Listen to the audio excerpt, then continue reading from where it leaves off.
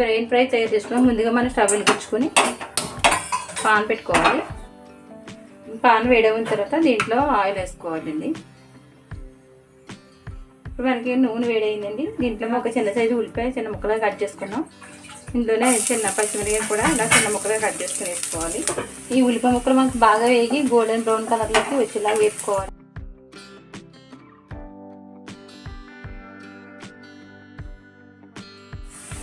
ఉల్లిపాయలు బాగా వేగిన తర్వాత మనం దీంట్లో అల్లం వెల్లుల్లి పేస్ట్ వేసుకున్నాం. ఒక స్పూన్ అల్లం వెల్లుల్లి పేస్ట్ వేసుకుంటున్నాం. ఇక్కడ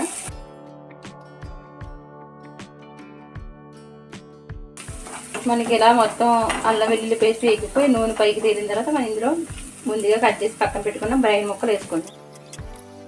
ఈ బ్రెయిన్ ముక్కలు వేసుకున్న తర్వాత ఒక్కసారి అటు ఇటు తిప్పుకోవాలి. ఇప్పుడు దీంట్లో కారం పసుపు అన్నీ వేసుకుందాం. కొంచెం పసుపు, ఒక స్పూన్ కారం, రుచికి సరిపడగా సాల్ట్ వేసుకుంటున్నాం. ఇవన్నీ వేసుకున్న తర్వాత ఈ బ్రెయిన్ ముక్కలు మనం ఒకసారి మొత్తం అంతా కలుపుకోవాలి.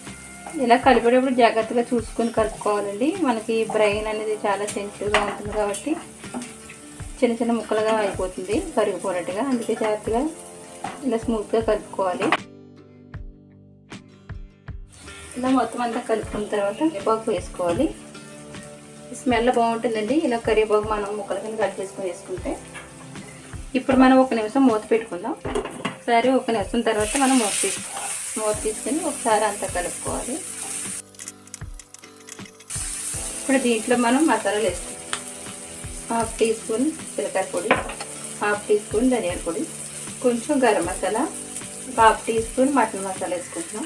ఇవన్నీ వేసుకున్న తర్వాత ఒకసారి కలుపుకోవాలి. ఇవన్నీ బాగా కలిసిన తర్వాత ఒకసారి ఒక 2 మినిట్స్ మనం మూత పెట్టుకుని ఉడికించుకుందామండి. ఇప్పుడు 2 నిమిషాల తర్వాత మూత తీసుకుని మనం పైన కొత్తిమీర చల్లుకుందాం.